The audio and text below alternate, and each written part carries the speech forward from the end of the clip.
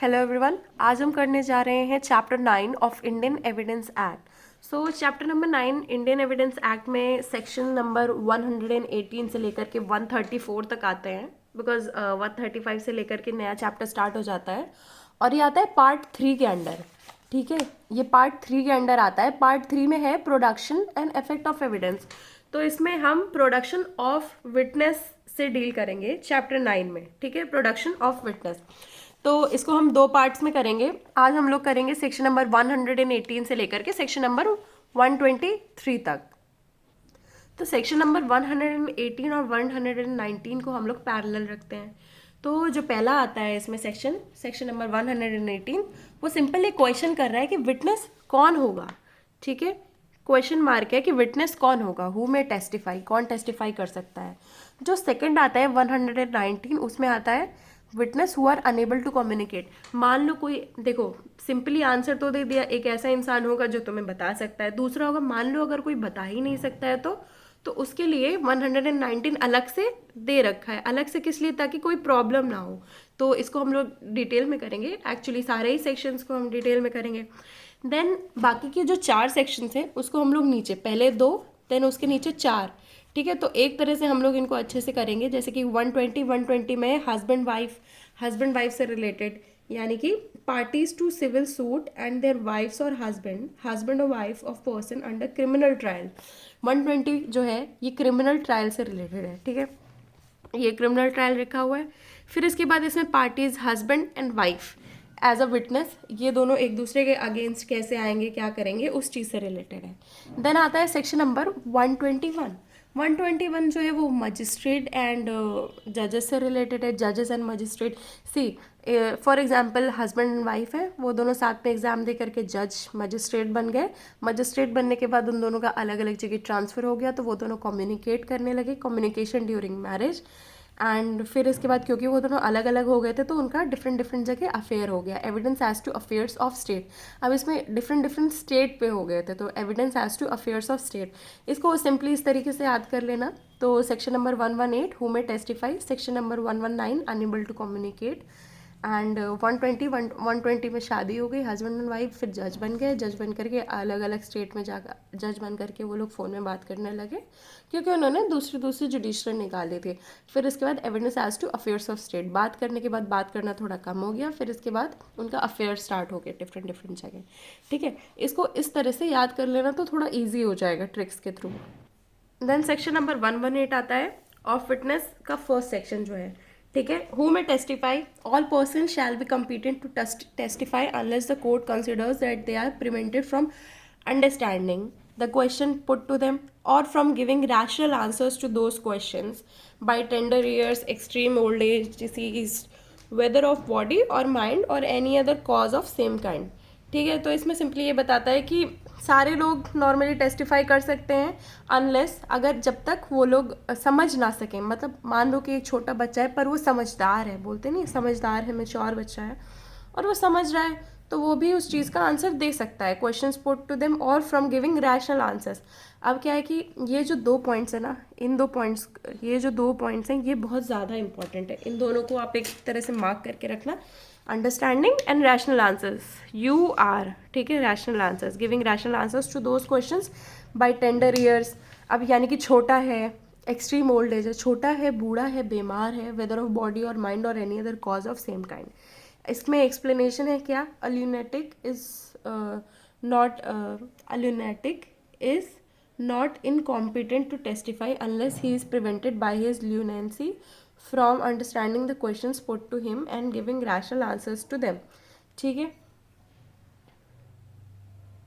इसमें एक मैक्सिम आपको याद रखना पड़ेगा, voir dire, VOIRDIRE, voir dire, मतलब this is preliminary test of rationality.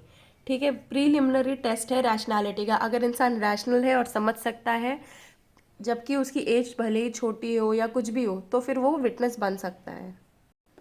Next आता है section number 119, witness unable to communicate verbally.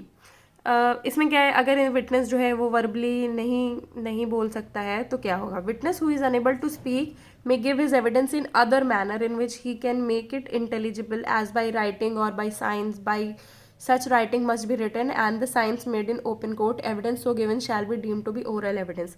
ठीक है, ये है डम विटनेस से रिलेटेड कि मान लो एक विटनेस है वो बोल नहीं सकता तो साइन से कर देगा, लिख देगा, कुछ भी कर सकता है। प्रोवाइडेड प्रोविजो है कि that if the witness is unable to communicate verbally the court shall take the assistance of an interpreter or a special educator in recording the statement and such statement shall be videographed. क्या है कि special interpreter है उसकी help लेंगे और वो जो statement है उसको वीडियोग्राफ करेंगे। ठीक है, अगर वो कम्युनिकेट नहीं कर सकता वर्बली तो उसको एक तरह से रिकॉर्ड करेंगे। इसमें कमेंट्स में डेफ एंड डम विटनेस के बारे में है, अगर आपको पढ़ना है तो आप पढ़ सकते हो। देन सेक्शन नंबर 120 आता है पार्टीज टू सिविल सूट। अब हम आ जाते हैं पहला फ्लोर जो नहीं था, सेक्शन नंबर 118 एंड 119 जो हमने अपने ट्रिक्स में किया था, अब हम आ जाते हैं उसके नीचे वाले फ्लोर पे 120, 121, 122 एंड 123 वाले पे। तो 120 है parties to civil suit and their wives or husband or wife of person under criminal trial. In all civil proceedings, the parties to the suit and the husband or wife of any party to the suit shall be competent witness. Normally क्या है, ये लोग competent witness होंगे अपने husband और wife के लिए. In criminal proceedings against any person, the husband or wife of such person respectively shall be competent witness. ठीक है, इसको सिंपली कर सकते हैं कि सिविल सूट में in all civil proceedings the parties to the suit and the husband or wife of any party to the suit shall be competent witness. इसमें क्या है, कॉम्पिटेंट विटनेस रहेंगे उनके लिए। बट ये जो क्रिमिनल प्रोसीडिंग्स है against any person the husband or wife of such person respectively shall be a competent witness. ये किस चीज़ में, in criminal proceedings against any person, किसी भी इंसान के अगेंस्ट, किसी भी है अगेंस्ट एनी पर्सन, एनी में हर कोई आ जाता है। ठीक है, the husband or wife of such person respectively shall be a competent witness. ये क्या है, कॉम्पिटेंट विटनेस होंगे। देन सेक्शन नंबर 121 में आ जाते हैं जजेस एंड मजिस्ट्रेट। नो जजेस और मजिस्ट्रेट। अब क्या है, हस्बैंड एंड वाइफ जो है शादी करने के बाद वो दोनों जज बन गई, उन्होंने जल्दी शादी कर ली थी। जजेस एंड मजिस्ट्रेट, नो जज और magistrate shell accept upon the special order of some court to which he is subordinate B compelled to answer any question as to his own conduct in court as such जज और magistrate or as to anything which came to his knowledge in court as such judge or magistrate, but he may be examined as to other matters which occurred in his presence while he was so acting. इसमें क्या है, कोई भी जज, no जज और magistrate शैल, ठीक है, यानी कि वो क्या कर सकता है और क्या नहीं कर सकता है इसमें हम देखेंगे। Except upon the special order of some court, कोई स्पेशल ऑर्डर आ जाता है कि आपने ये कुछ काम किया है, आप इसके लिए बताइए कि आपने ये काम क्यों किया है। यानी कि एक एप्लीकेशन नहीं होती है उसमें मांगते हैं कि आपने ऐसा ऐसा क्यों किया है, मतलब जवाब दो, जवाबदारी करो। क्या है, except upon the special order of some court to which he is subordinate, वो भी किसका, ऊपर वाले कोर्ट का, नीचे वाले कोर्ट का नहीं। Be compelled to answer any question as to his own conduct, किस चीज़ के बारे में, खुद के कंडक्ट के बारे में नहीं बताएंगे इन कोर्ट। एज सच जज और मजिस्ट्रेट, यानी कि देखो जज या मजिस्ट्रेट की तरह उन्होंने काम किया है तो ही वो नहीं बताएंगे, अदरवाइज जज मजिस्ट्रेट के अलावा भी उनके कुछ रोल्स होते हैं, जैसे कि मान लो उन्होंने घूस ले लिए हैं, उन्होंने पैसे ले लिए हैं, तो वो एज अ जज और मजिस्ट्रेट उन्होंने कुछ गलत काम किया है, तो सही काम करने के लिए, जज करने के लिए या उस चीज़ के लिए वो लोग जवाब नहीं दे सकते हैं। और as to anything which came to his knowledge, उनकी नॉलेज में कुछ भी आता है इन कोर्ट एज सच जज और मजिस्ट्रेट हैं और उनके में कोई एविडेंस आ जाता है और सामने वाला पूछता है कि इस एविडेंस के बारे में बताओ, नहीं पूछ सकता कुछ भी। But he may be examined as to other matters मैंने बताया था ना, अदर मैटर्स पे आप कर सकते हो which occurred in his presence while he was so acting, उनके प्रेजेंस में कुछ हो रहा है तो वो बता सकते हैं। अब इसको इलस्ट्रेशन से कर लेंगे तो बहुत ज़्यादा ईजी रहेगा कि A on his trial before the court of session says that a deposition was improperly taken by B, the magistrate. B cannot be compelled to answer questions as to this except upon the special order of a superior court. Deposition क्या है, judiciary का एक part है, जज का एक part है, ठीक है, इसलिए वो उसके बारे में नहीं बता सकता बिकॉज इट वॉज एज जज और मजिस्ट्रेट। बी है, A is accused before the court of session of having given false evidence before B, a magistrate. B cannot be asked what A said except upon the special order of the superior court. ये भी similar है इसकी तरह क्योंकि ये जज वाला काम कर रहा था। C है, A is accused before the court of session of attempting to murder a police officer while on his trial before B, a session judge. B may be examined as to what occurred. अब इसमें पूछ सकते कि जज साहब बताइए आपके सामने उस दिन क्या हुआ था, जज साहब बताइए आपके सामने क्या हुआ था, तो ये क्या हो गया, other matters occurred in his presence, ये इसमें आ जाता है। अदर मैटर्स सिंपली ये है कि आप जनरली नहीं पूछ सकते, बट ये जो है other matters occurred in is present, इसके बारे में आप पूछ सकते हो। देन आता है सेक्शन नंबर 122, ठीक है, कम्युनिकेशन ड्यूरिंग मैरिज, ठीक है। अब वो उसमें आ जाते हैं, पिया गए रंगून वहाँ से किया है टेलीफोन वाली लाइन पे कि no person who is or has been married shall be compelled to disclose any communication, कोई भी इंसान कम्युनिकेशन नहीं डिस्क्लोज करेगा made to him during marriage by any person to whom he is or has been married, nor shall he be permitted to disclose any such communication unless the person who made it or his representative in interest consents, except in suits between married persons or proceedings in which one married person is prosecuted for any crime committed against the other। तो इसमें simply क्या है कि कोई भी इंसान जो है, no person who is or has been married, जिस इंसान की शादी हुई है, shall be compelled to disclose any communication, कोई किसी के साथ भी ज़बरदस्ती नहीं हो सकती या कह नहीं सकते कि आप अपनी कम्युनिकेशन जो है बताओ। कौन सी communication?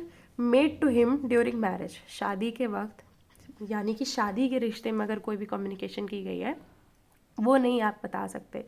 Bye any person to whom he is or has been married, nor shall he be permitted to disclose any such communication unless the person who made it or his representative interest consents except in suit between married person, ठीक है।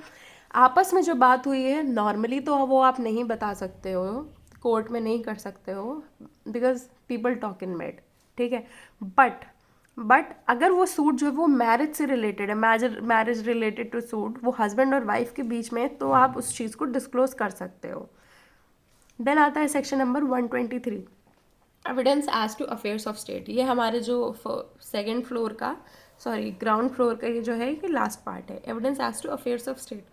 No one shall be permitted to give any evidence derived from unpublished official records relating to any affairs of state except with the permission of the officer at the head of the department concerned, who shall give or withhold such permission as he thinks fit। इसमें simply क्या है, कोई भी जो है permission, किसी को भी परमिशन नहीं मिलेगी कोई ऐसा एविडेंस देने के लिए which is derive from unpublished official records, ठीक है, जो ऐसा डिराइव किया गया हो अनपब्लिश्ड ऑफिशियल, कोई भी ऑफिशियल चीज़ से रिलेटेड, यानी कि इसमें ये मार्क कर सकते हैं ऑफिशियल रिकॉर्ड से रिलेटेड कोई भी ऐसी चीज़ नहीं दी जाएगी जब तक वो ऑफिशियल जो उस चीज़ के लिए है, जो उसका डिपार्टमेंट का हेड है या डिपार्टमेंट की जो हेड ऑफ द डिपार्टमेंट है, जब तक उसकी परमिशन नहीं दे रहा है या उसको विद होल्ड किए हुए तब तक नहीं मिलेगी उस चीज़ की परमिशन। So thank you. उसका जो नेक्स्ट पार्ट है वो दूसरी वीडियो में है, और अगर आपको अच्छी लग रही तो आप प्लीज़ इसे लाइक शेयर कमेंट कीजिए।